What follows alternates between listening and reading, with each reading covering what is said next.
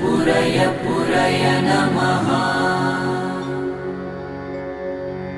ॐ ह्रीं श्रीं क्लीं श्रीं कुबेराय अष्टलक्ष्मी मम गृहे धनं पुरय पुरय नमः।